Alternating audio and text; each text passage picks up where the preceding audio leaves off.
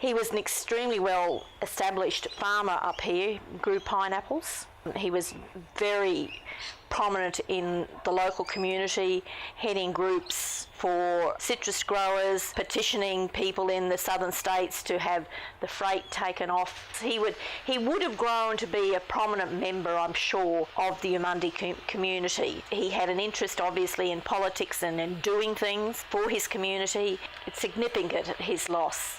His father was in the first Parliament of Australia, so they were a very community-minded family.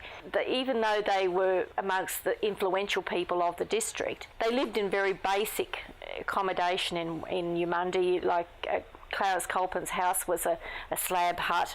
Clarence Culpin was in a group of 9 that enlisted together, and they had a beautiful evening for them up at the School of Arts. They had a dance, they had music, people made patriotic speeches. The chairman of the Maroochy local recruiting committee was there, and they farewelled these men in style. Of those 9, 3 did not come back. Clarence was 36 years of age, where the average age was probably in the low 20s. So he was quite old. He was probably called Grandad or something like by his friends in the army. 90% of the time that he was over in France, he was out of the line through illness. Continual infections, like skin infections, abscesses, plagued him throughout his army career, because all they could do was treat the symptoms. They couldn't alleviate the germ that was in his bloodstream because there was no modern antibiotics.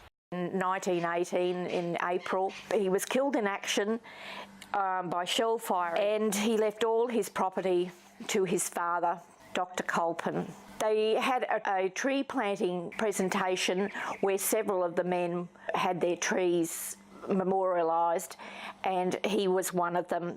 The weather in Eumundi prior to this ceremony was very poor, and despite the terrible conditions, 70 people turned up for this tree planting, including Dr. Culpin making the long journey from Brisbane.